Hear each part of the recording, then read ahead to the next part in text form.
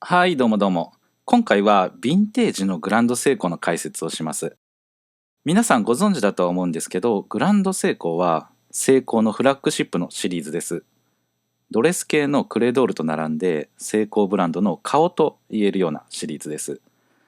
他の、シリーズからもね、一つ一つで高価格なモデルっていうのは出てるんですけど、トータルで見て序列が一番高いシリーズ、ブランドがグランドセイコーになってます。初代のグランドセイコーは1960年に登場しています。今から60年前ですね。最近では独立ブランド化を果たして、文字盤からセイコーのロゴが消えたりと、現在進行形でいろいろと新しいことを始めたりしているブランドです。ところで、グランドセイコーは1960年の初代モデルから今までずっと続いているブランドではないんですよ。GS には休止期間っていうのがあって、1975年に一旦 GS はラインナップから消えます。それから20年ちょっと経った1988年に GS ブランドが復活して現在まで続いてます。この動画ではブランドが休止する前の古い GS について扱います。現行も少しはね、扱えればよかったんですけど、現行のブランドの解説はなかなか難しいところもあるので、いろいろ変わったりね、方針転換もありましたし、なので今回はね、1960年から1974年までのモデルに絞って話をしたいと思います。グランドセイコーの各モデルを見ていく前に、グランドセイコー登場までの流れと経緯を押さえておこうと思います。初代のグランドセイコーは諏訪製鋼社製でした。諏訪製鋼社は1956年にマーベルというモデルを発売して、その後はね、このマーベルをベースに発展していきます。マーベルをベースに作られた高級モデルにはロードマーベルっていうのがあります。これは日本で初めての高級腕時計と言われてて、マーベルを改良したクラウンというモデルがね、1959年に登場します。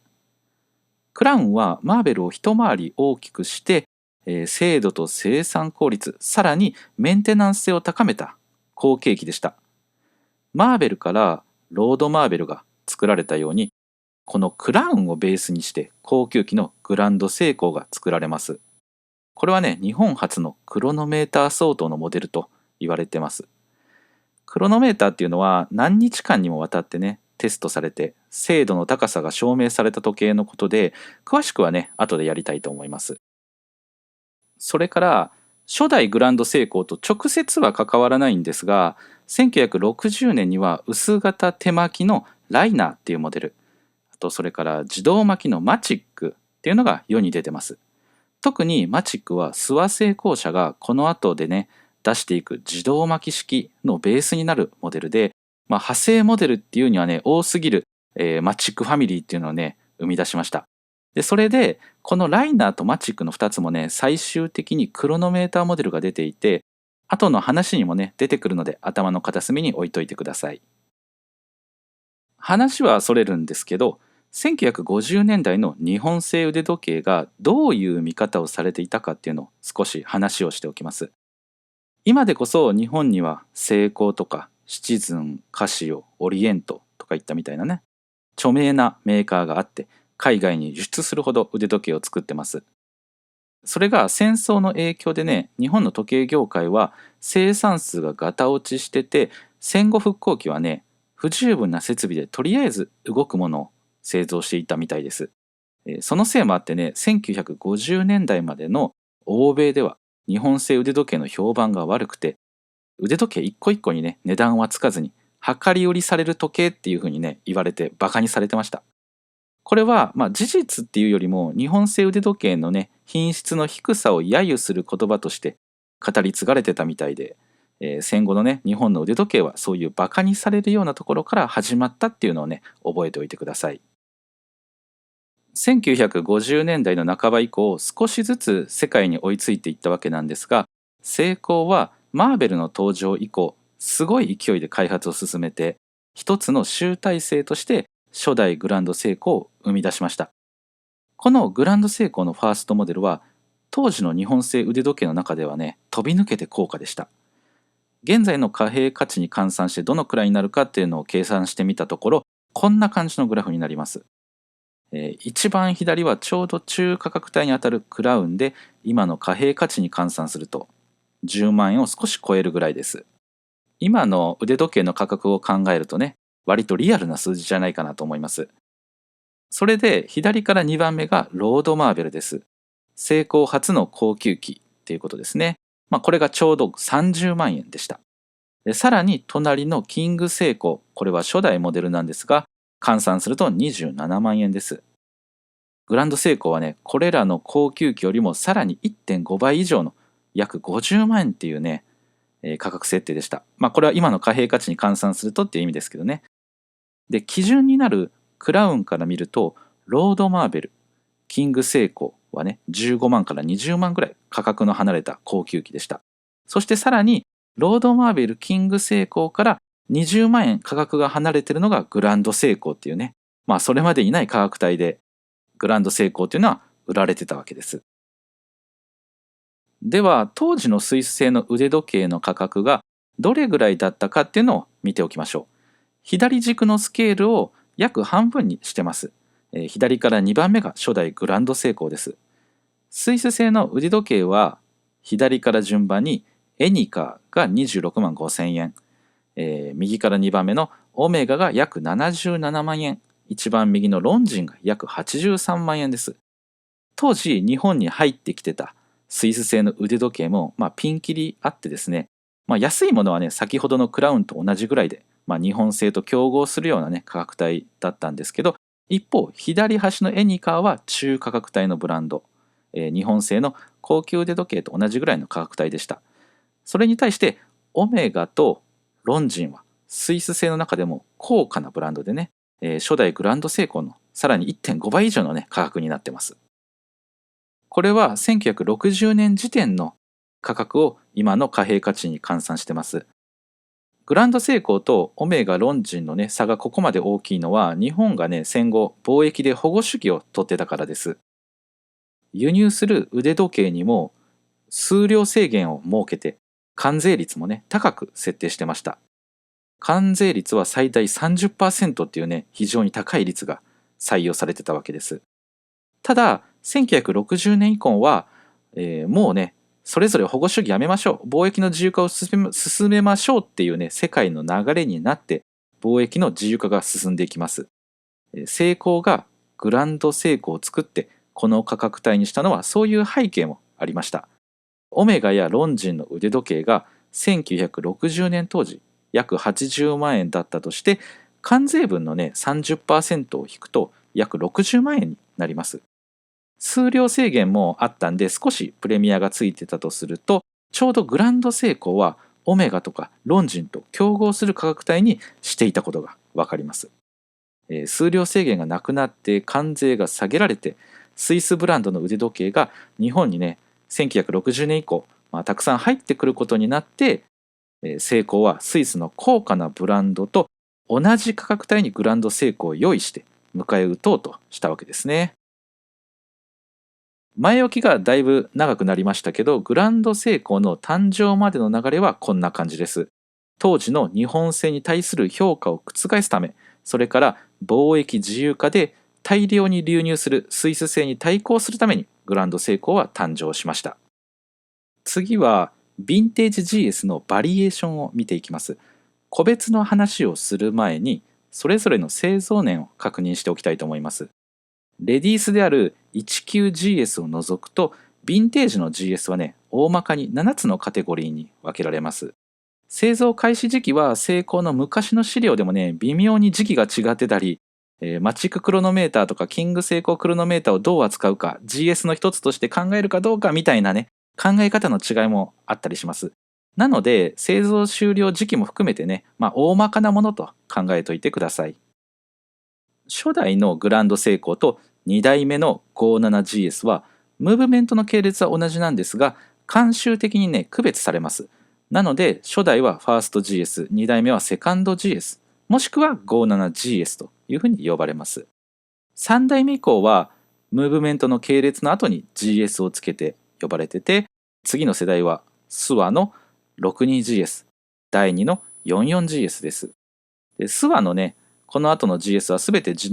動巻きになっていて、手巻きは第二成功者が担当するような形で続けられました。で、この 62GS と 44GS は別の名前で売られていたクロノメーターモデルの後継機として作られたので、とてもね、短命に終わってます。続いて、62GS の後を継いだのが 61GS、44GS の後を継いだのが 45GS です。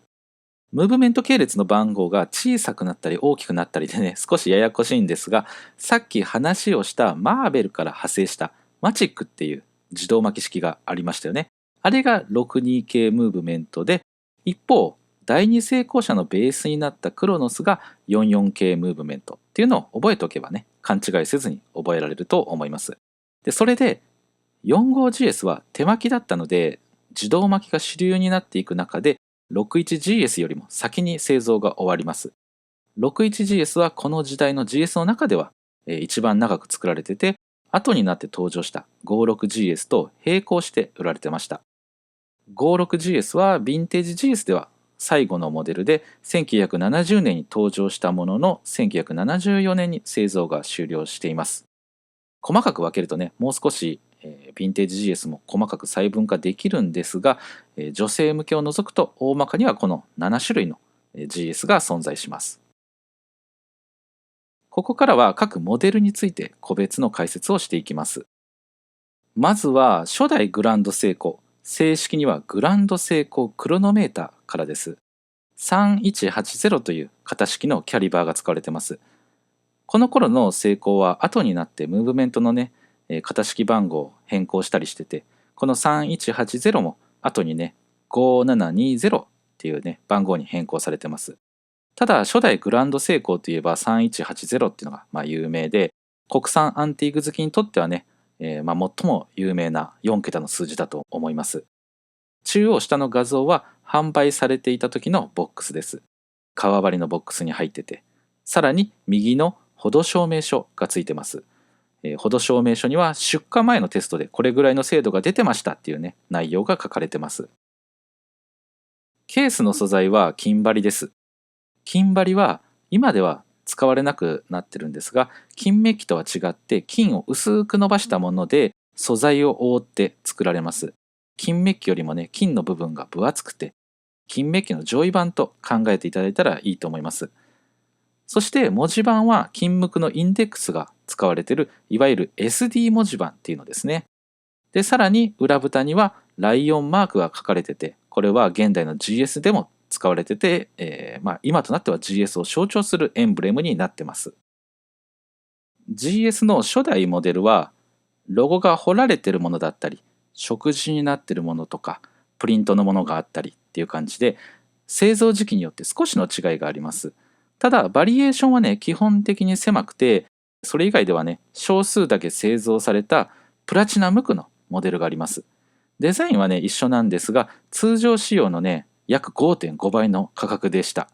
最初にね、今の貨幣価値に換算するとっていう話をしたんですが、このプラチナモデルはね、今の貨幣価値で約280万円のね、価格で売られてました。ところで、最初にこのモデルは日本で初めてのクロノメーターの腕時計っていうふうに言いました。それを誇るようにね、文字盤の12時位置にも筆記体でね、クロノメーターっていう表記が入ってます。クロノメーターってなんだっていう話をね、ちょっとしておきたいと思います。クロノメーターはもともと船でね、航海するときに船に乗せていた高精度の時計、マリンクロノメーターを表す言葉でした。それが精度の高い時計全般に使われるようになります。ただ、何でもかんでもね、クロノメーターを名乗れるわけではなくて、動作テストが行われて、それをクリアしたものだけがクロノメーターを名乗れるっていう仕組みでした。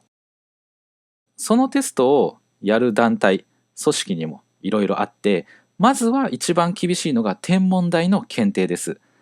精度の基準自体が他よりも倍ぐらい厳しく設定されてて、45日間、1ヶ月半ですね。その期間、テスト期間とされて、精度が測られる検定でした。当時ね、最難関のクロノメーター検定ということになってます。で、次に BO、クロノメーター認定局が実施する検定っていうのもあります。当時は一般にクロノメーターっていうと、ここで検定されたものを指してました。クロノメーターは本来こういう天文台とか認定局みたいなね、第三者機関がテストをして合格したものだけが名乗れるものだったんですけど、そうした組織はね、日本にはなかったので、メーカーが自分のところでテストをして、勝手に名乗るっていう状況が当時はありました。これはね、日本だけではなくて国際的な取り決めができる前はイタリアとかフランスのメーカーでもね、同じように自社検定で勝手にクロノメーターを名乗るっていうことはやっていて、セイコーもね同じようにね、それを真似して自社内で検定をしてグランドセイコーでクロノメーターを名乗っていたわけです。このあたりの話はヴィンテージ GS と後で深く関わる部分なので、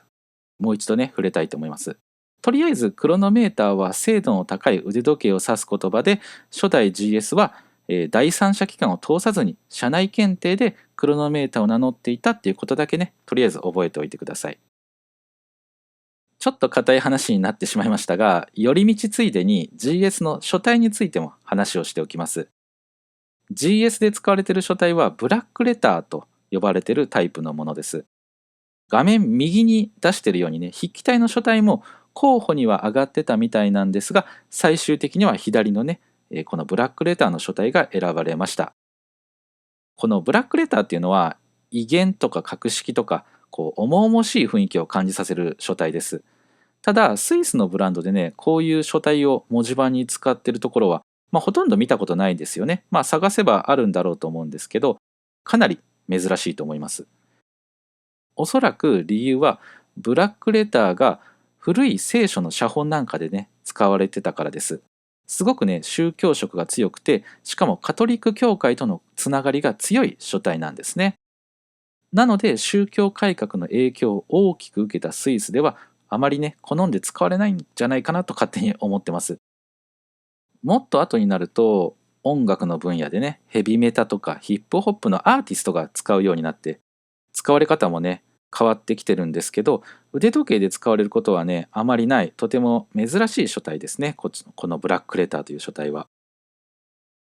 それで今の現行の GS を持ってる人は、あれちょっと違うぞと思ったかもしれません。現在の書体は同じブラックレター系統の書体が使われてるんですけど、微妙にね変わってます。画面右に出してるようなね、ものが今は使われてます。で書体の歴史っていうのは手書き感のあるものからゴシック体、一般的にはサンセリフって呼ばれるタイプなんですが、手書き感のあるものから手書き感のないものに変わってくるというのが書体の歴史です。それと同じで GS の書体も系統は同じなんですが、手書き感が和らいで、現代的なロゴに変わってます。書体の話はねすごく面白くてやりだすとね長くなるので、今回はこの辺にしておきます。またね、別の動画でまとめてやりたいなと思ってます。続いては初代の後継モデルとして登場したグランドセイコーセルフデータ、別名グランドセイコーカレンダーです。使われているのは初代 GS に日付機能を追加したものになります。系列はね同じなんですね。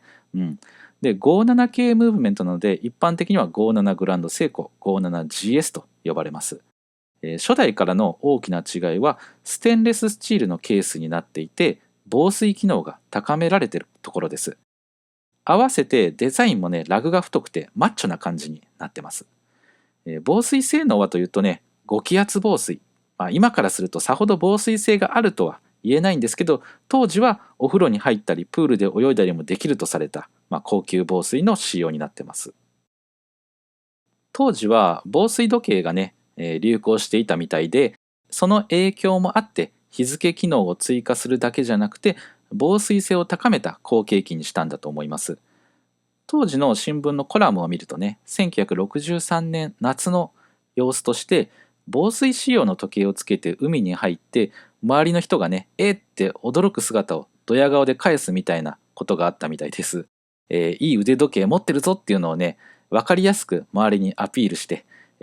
それでね優越感に浸る人が大勢いたっていう、話がありました。当時は防水時計が流行ってて、それを反映したのが 57GS っていう、ことになります。ケースのデザインがとても特徴的で力強い見た目です。角度をつけて写した画像だとそれがねよりわかります。ケースから伸びた直線的で太いラグで角張っててね太さもあるので、角度を変えてもね堂々とした佇まいが感じられます。でリューズも大きくて武骨なものがね使われてますよね。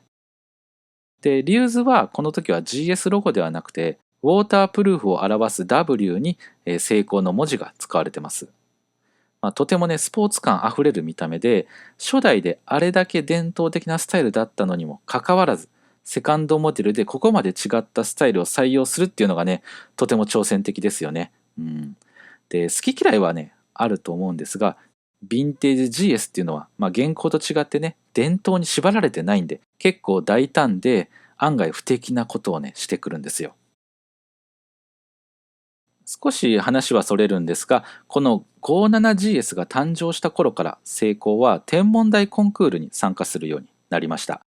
天文台コンクールっていうのは先ほど天文台クロノメーターの検定について話をしたんですが、その際に成績が良かった、つまり精度の高かったメーカーを発表してたんですね。それが、一種の広告になるっていうことで、各メーカーが腕によりをかけた個体を出品してね、精度を競ってました。いくつかの天文台でクロノメーターの検定はしてたんですけれども、最大規模でやってたのがスイスのニューシャテル州立天文台っていうところで、1959年にスイス以外のメーカーも参加できるようになって、1963年からセイコーも参加するようになりました。時計の種類によってねいくつかカテゴリー分けがあったので、セイコーが腕時計部門に参加しだしたのはその翌年の1964年からになります。画面の右にニューシャテル天文台のコンテストの様子をグラフでまとめました。1947年以降腕時計部門でトップのスコアを取ったブランドと成績、セイコーの中で一番成績の良かった個体の成績を表示してます。精度の良さを表す数値は日本語で減点値、英語では N スコアと呼ばれてて、数字がねより小さい方が誤差が小さくて精度の良い時計となります。で1位の成績の方を見ていくとオメガとゼニスがね特によく出てきますよね。でロンジンとモバードもね上位の常連のメーカーでした。で一方セイコーはというと初参加の1964年と次の1965年まではねトップとの差がすごい大きくて、開きがあったんですけれども、1966年から一気にトップに近い成績が出せるようになりました。参加当初に力を出しきれなかったっていうのはあると思うんですが、この躍進には後の GS につながる技術開発がね関わってくるのでよく覚えておいてください。それでは話を戻します。次に紹介するのは第二成功社製初の GS となった44グランドセイコーです。もともと1964年にキングセイコークロノメーターという第二成功社の高級機があったんですけど、その後継機にあたる機種です。でこの 44GS はロービートの傑作機っていうふうに言われてて、希少性も相まってヴィンテージ GS の中では、人気のモデルの一つです。で人気の理由はもう一つあってね、そのケースデザインです。画面右下に出しているように 57GS でもデザインがガラッと変わってたんですけど、 44GS もねまたそれまでとは違ったテイストになってます。57GS は力強さに重きを置いたデザインだったんですけど、 44GS は堂々とした雰囲気はありながらも絞るところはギュッと絞られててよりシャープでスタイリッシュな見た目になってます。44GS には他にはキャップゴールドと呼ばれる厚い金張り仕様のね別のケースのものもあるんですけど、ただそっちはね数がそんなに多くないですし、44GS といえばやっぱりこの画像のケースがメインになります。それでは角度を変えた画像も見ていきましょう。正面からではね分かりづらいんですが、横から見るとケースの側面から裏蓋に向かってね反るような形状になってます。先ほど見た 57GS のケースは側面がね垂直にストンと切り落とされたようなデザインでした。それが 44GS では側面中央あたりから逆方向に傾斜していくようなデザインになってます。このデザインのおかげで横から見た時に腕時計自体がより薄く見えますし、さらに光が当たった時にね、反射のコントラストがついて洒落た印象を受ける、そんなケースです。このケースはセイコーの田中太郎さんという人がデザインしました。千葉大学で工業デザインを学んだ後にセイコーに入社して、いろんなね時計をデザインされた方です。セイコーのダイバーで有名なツナ缶も、あれも田中太郎さんのデザインによるものです。それで 44GS で使われたこのケースは多少改変されながら、この後 GS で広く使われていきます。ヴィンテージ GS を代表するケースデザインで GS で主に使われたので、グランドケースって呼ぶ人もいるほどです。今ではセイコースタイルっていう表現が使われたりもするんですが、セイコースタイルっていう言葉はね、当時からあった言葉ではなくて、おそらくなんですが GS ブランドが復活した後にね作られた言葉、広まった表現なんだと思います。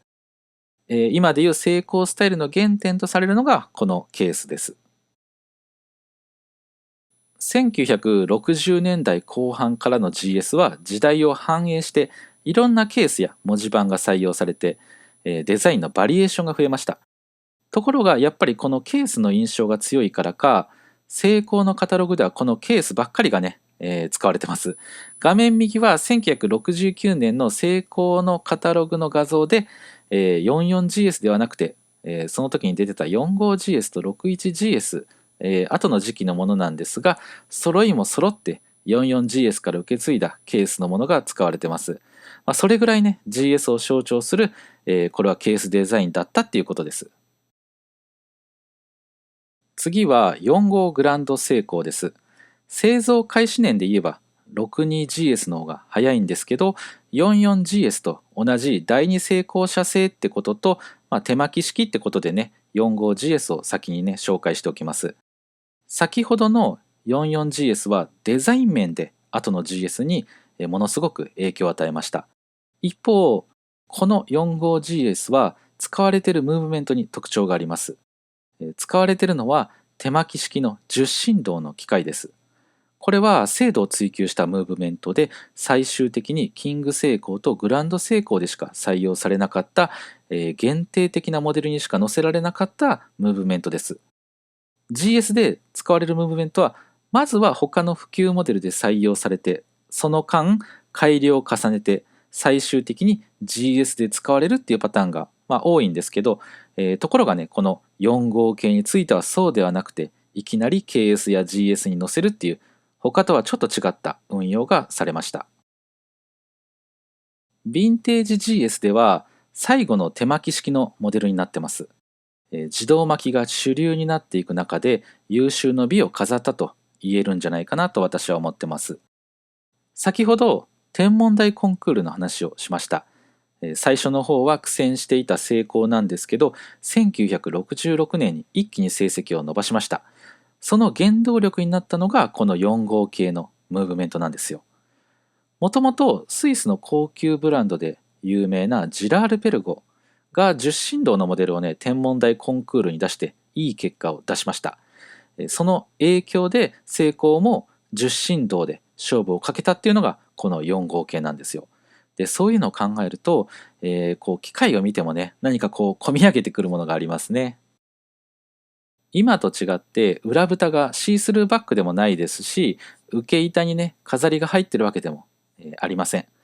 ただやっぱり角穴車と丸穴車を見ると、今赤枠で囲っている部分なんですけど、そこを見ると高級機なのがはっきりわかります。普及機って呼ばれる安価なモデルは歯車の刃が切りっぱなしになってますし、中価格帯のモデル、そういったものは刃の部分だけ面取りされて磨かれるんですけど、歯車自体がねこんなキラキラした仕上げはされません。本からの受け売りなんですけどね、当時のムーブメントはこういうところでね仕上げの違いがはっきり出ます。さてこの4号系のムーブメントにはいくつか希少なモデルがあります。一つ目は GS ではないんですが、天文台クロノメーターと呼ばれるモデルです。セイコーは市販されているものと同じ 45GS のムーブメントの中から100個ほどを選定して特別に調整して天文台のクロノメーター検定に出しました。天文台のクロノメーター検定は通常は特別に用意された個体を出すのが一般的です。そこに先ほども出てきたジラール・ペルゴっていうメーカーが量産機を出品して良い成績を出してその技術力の高さを知らしめたわけですね。それに触発されたのが成功で、量産機の 4号GS のムーブメントを使って天文台の検定に挑戦したわけです。やっぱり当時の成功は追いかける方の立場でこうガツガツしてるというかね、貪欲というか、そういうのが伝わってくるエピソードで、同じ日本人としてね、こうなんか熱くなるものがありますよね。話を戻します。成功が天文台の検定に出した中で73個が天文台のクロノメーター基準に合格しました。そして特別に調整したその73個の4号キャリバーを金無垢のケースに入れて販売したのがこの天文台クロノメーターというモデルです。単体としてはね、非常に高価だったんですけど、通常の 4号GS にも金無垢のモデルっていうのがあって、その1.3倍ぐらいのね値段だったんですよね。だから今考えると限定数73個で、もっと高くなってもおかしくないようなものがね、通常モデルの1.3倍ぐらいの価格差で買えるっていう、ちょっとね、もしかしたらお得なモデルだったのかもしれないですね。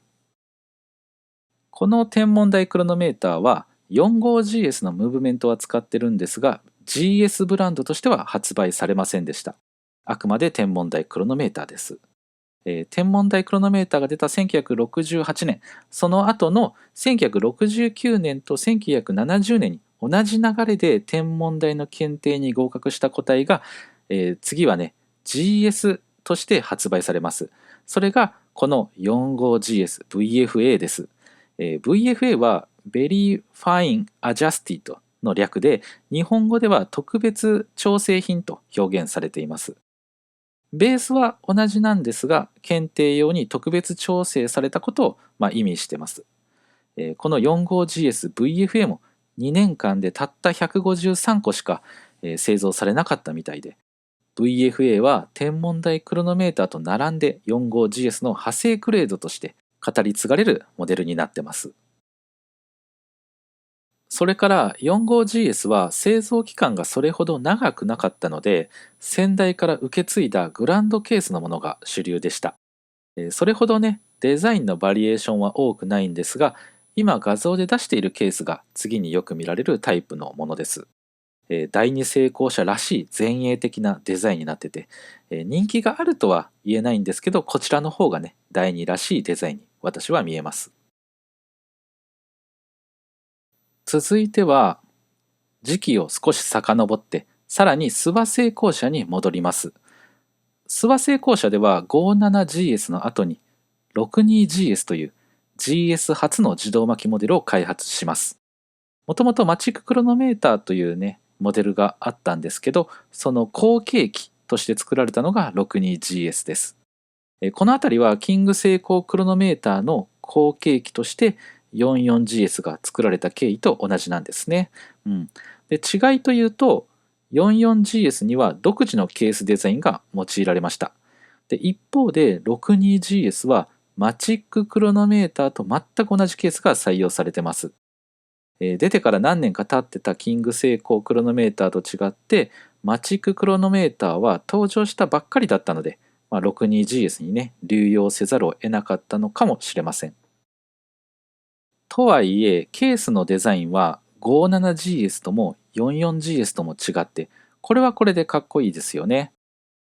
で、ラグ周りをもっと滑らかな曲線にすると、現代っぽい感じになるんですけど、そこをね、滑らかにせず、むしろ直線的で角張らせてて、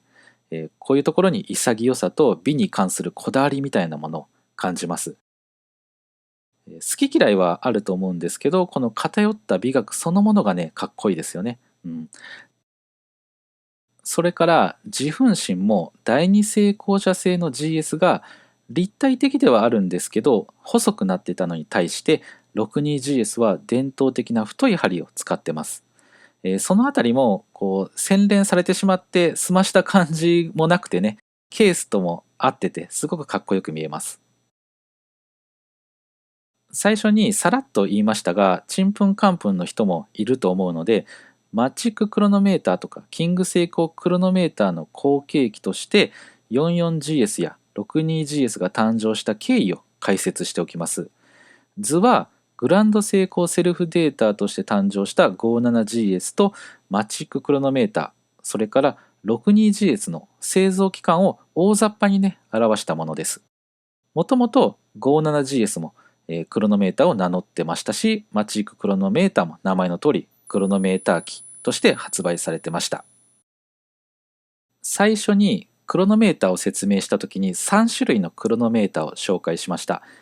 セイコーがこの時期に出していたクロノメーターは公式の認定を受けていない非公式のクロノメーター、いわば自称クロノメーターでした。それに対してクロノメーターを認定する国際委員会が抗議をします。クロノメーターは認定を受けたものだけが名乗れるんであって勝手に名乗っちゃいけませんよっていうことですね。で、日本以外のヨーロッパのメーカーでもそういうふうに自称クロノメーターでやってるところもあったんですけど、この国際認定委員会が働きかけて、なくなっていきます。そして今度は日本がターゲットになったわけですね。こういう名称中止の要請っていうのは1963年頃から日本の時計業界の関係者にね来てたみたいなんですけど、とうとうセイコーもこの時期自社検定でクロノメーターを名乗るのを諦めます。セイコーとしてもクロノメーターに代わるものが必要になったので、そこで独自の検定基準を作ってそれで運用していこうってことにしました。それで誕生したのが GS 規格と呼ばれるものです。今で言えば GS 規格なんですけど、もともとはね GS 検定基準と呼ばれてました。しかもクロノメーターの基準と同じ精度だとそれまでの実績もないし魅力に欠けるっていうことで、クロノメーターを超える基準を設定して、GS 検定基準をアピールしたわけです。それに合わせてこれまでクロノメーターを名乗っていたモデルを整理して次々に GS にしていきます。グランドセイコーセルフデータは 57GS カレンダーへ、マチッククロノメータは 62GS へ、キングセイコークロノメータは 44GS へ移行します。それぞれね、もともとあった文字盤のクロノメーター表記がなくなって、GS ブランドのみが表示されるようになりました。これだけ聞くと、クロノメーターの自社検定から GS 規格による自社検定に変わっただけと思うかもしれません。実際ね、品質が大きく変わったっていうことはないんでしょうけど、この移行で大きく影響を受けたものもあります。それは裏蓋のライオンのエンブレムです。今では GS といえばこの獅子マークというイメージになってるんですけど、もともとセイコーはクロノメーターモデルに獅子マークを使ってました。初代と2代目のグランドセイコークロノメーターに始まって、ライナークロノメーター、キングセイコークロノメーター、マチッククロノメーター、たくさんあるんですね、そういうのが。で、最初期の 62GS も、獅子マークが入ってたんですけど、すぐに使われなくなります。おそらくクロノメーターモデルでなくなった以上、クロノメーターとセットにしていた獅子マークを使うよりも GS をアピールしようっていう話になったんだと思います。62GS もマチッククロノメーターと外見は瓜二つなんですけど、裏蓋は GS の文字が入ったメダリオンに差し替えられます。獅子マークがなくなったのは GS の歴史において、痛いところなんですけれども、逆にクロノメーターの使用中止で移行したからこそ GS ブランドが大きくなったとも言えてね、この出来事は GS にとって大きな転換点になりました。いろんな経緯で名実ともに成功の顔になった GS なんですけど、 62GS の後に諏訪製鋼社は 61GS を作ります。 61GS は 45GS で成功した高振動化を自動巻きにも適用したモデルです。この 61GS はヴィンテージ GS のね縮図みたいなところがあって、流通している個体の多さの割に人気のモデルでもあります。まずは天文台コンクールでの経験を生かした10振動モデルだっていうこと、それから製造年数が長かったので長らく GS の顔として扱われていたことも 61GS の特徴です。また 44GS で初めて採用されたグランドケースがメインで使われてて、技術面だけではなくてデザイン面もしっかりね、先代の GS から受け継いでます。さらに VFA やスペシャルといったグレードが用意されていて、61GS は新しい GS 規格の確立に貢献したモデルっていうのもポイントの一つです。他には時代を反映してそれまでの GS よりもデザインのね、展開幅が広くなってるってこともあります。画像のような座布団ケースと呼ばれるタイプ、それからこれ非常に珍しいんですけど、パラジウム合金を使ったケースもあったりして、こうシリーズとしてね、こうがむしゃらさを感じさせる、それがね 61GS の特徴じゃないかなと思います。先ほど 45GS のケースで、前衛的なものを、第二成功者っぽいものとしてご紹介しました。一方の諏訪成功者は今見るとね、ちょっとやぼったいデザインを使ってたりして、そこが諏訪成功者らしさなんじゃないかなと私は思ってます。ここまで 61GS の特色をまとめて紹介しました。61GS は独自性という意味ではこれまでの GS に比べると特徴的とはね言えないと思います。61GS は個性がこうちょっとね弱く見えるのも事実なんですね。ただこれまでの GS で培ってきたものをまとめて一つの完成形にしたっていうふうにもね表現できて、ヴィンテージ GS の終着点って言ってもねいいんじゃないかなと私は思ってます。実際に1970年に開催された大阪万博ではタイムカプセルが埋められました。その中にはね、実は 61GS が入ってるんですね。61GS が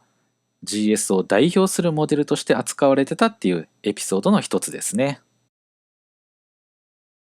61GS は通常のモデル以外に2つの派生グレードを持っています。VFA とスペシャルです。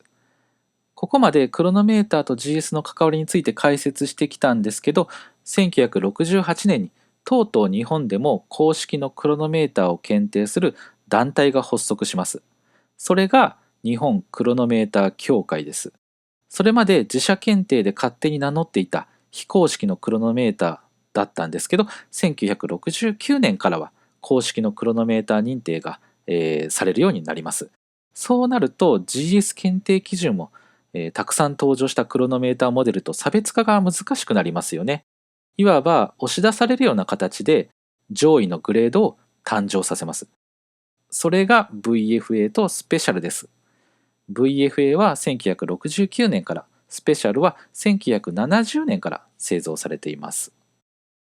VFA というと、先ほど解説した 45GS の VFA っていうモデルがありました。天文台クロノメーターの検定を受けて合格したムーブメントを使用したモデルですね。61GS の VFA は特に天文台クロノメーターを受けているわけではないんですね。ただ、それ相応の特別の調整がされてたようです。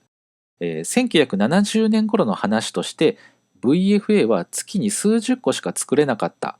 つまり1日あたり1つか2つ程度しか製造できなかったっていう話が残ってます。天文台の認定は受けてないとはいえ手間暇をかけて調整されていたことがそこから分かりますね。でまた 61GS-VFA は 44GS で誕生した成功スタイルのデザインがベースにはなってるんですが、よりいかついケースになってますね。文字盤の上と下の部分がこう張り出しているような、鉄仮面のような見た目で、これは 61GS-VFA を象徴するケースになってます。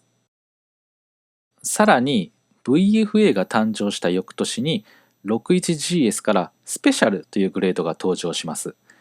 GS 検定基準をさらに厳しくした GS スペシャル検定基準っていうのが作られて、61GS スペシャルはそれが適用されたモデルでした。公式クロノメーターを認定されたモデルが出る中で、それよりも上位だということを、アピールしようとしたわけですね。61GS スペシャルのデザインは通常の 61GS と変わりません。見た目の違いというと、文字盤の6G1にスペシャルっていう表記がね追加されたぐらいで、上位のグレードというよりもメジャーアップデートという方がねイメージに近いのかもしれません。実際に VFA とスペシャルは通常の 61GS よりも後の期間まで製造が続けられています。1969年は公式クロノメーター認定のモデルが多く誕生しただけでなく、年の終わりの12月にアストロンというモデルがクォーツ式腕時計として世界で初めて発売されました。そういうこともあって1970年以降はそれまでの時計業界の状況からガラリと雰囲気が変わります。そんな時期に登場したのがこの 56GS です。61GS もある程度デザインの幅は広かったんですけど、この 56GS ほどではありません。勝手なイメージなんですけど、56GS は 61GS の後継機というよりも弟分っていうようなね、印象があります。1970年頃のクォーツ式は機械式と比べて相当高価でした。精度のいいクォーツ式もその頃は弱点があって、ムーブメントがとても分厚かったんですよね。なので薄型にできる機械式がデザイン面では優位に立ってました。この時はまだ。で、精度が高いっていうのを売りにしていた GS もクォーツ式には到底かないませんので、56GS は薄型の自動巻きムーブメントっていう特徴を生かしてデザイン性に訴えるようになります。カタログにはスタンダードなタイプが掲載されてるんですが、これまでの GS ではなかったようなケースとか文字盤が 56GS では採用されました。56GS はとてもバラエティに富んだラインナップになってます。例えば今画像で出しているように 56GS の代表モデルとして挙げられるケースは C ラインケースです。先代の 61GS や 45GS はグランドケースのイメージが強いんですが、 56GS はね、ちょっとスタイルが違います。カタログに掲載されている優等生的なもの以外にも、画像で紹介しているようなレクタンギュラーや、ケースとラグが一体となったようなものもあります。それまでの GS では見られないような文字盤も採用されていて、違いは一目瞭然ですね。そこが 56GS の面白いとこなんですよ。56GS は精度でクォーツ式にはかなわないっていう宿命を背負いつつも、懸命にね頑張りながら GS ブランドを支えていきました。そんなけなげなところが 56GS のね可愛いところかもしれません。こういう感じでクォーツ式にない特色を生かして生き残っていた GS ブランドなんですけど、とうとうね終わりが来ます。クォーツ式の開発が進んで1974年にはクォーツ式も価格が落ち着いて、しかも薄型のクォーツ式ムーブメントが登場します。それもあって機械式の存在意義が問われることになって、 61GS それからこの 56GS も1974年で製造が終了します。 GS と同じく高級ラインだったキングセイコーも同じ年で生産を終了していて、1974年はセイコーにとって大きな転機となった年になります。ここまでたくさんの余談を挟みながらヴィンテージ GS の個別のモデルについて紹介してきました。製造期間のグラフに戻って簡単にね振り返っておきます。まずは1960年にファースト GS が誕生します。社内でクロノメーターと同等の検定を行って非公式なんですがクロノメーターを名乗ってました。その後初代モデルに日付機能を追加してさらに防水性能を高めたグランドセイコーセルフデータが登場します。これは初代と同じムーブメントの系列が使われているんですが、初代とは区別されて 57GS もしくはセカンド GS と呼ばれてます。この後セイコーはグランドセイコークロノメーターに続いてキングセイコーやマチックでクロノメーターモデルを出します。ところが国際クロノメーター認定委員会から名称の使用中止の要請が来ます。それもあって1966年頃に GS 検定基準を新たに作って、それまでのクロノメーターモデルを切り替えていきます。その影響で誕生したのが 44GS と 62GS です。この2つは比較的短期間で製造が終了して、それぞれ 45GS と 61GS が後を継ぎました。この2つの GS は天文台コンクールでの経験を生かして10振動が採用されています。この2つの登場から少し経った1969年には日本にもクロノメーター認定団体が発足して国内で検定が受けられるようになります。そこで GS はそうした公式クロノメーターモデルとの差をアピールするために上位グレードの VFA とスペシャルを生み出しています。手巻きのヴィンテージ GS は 45GS が最後となるんですけど、自動巻きは 61GS の後に 56GS が発売されます。56GS はクォーツ式に精度で負けていたことから、それまでなかったデザインを採用して、バリエーションで勝負をしました。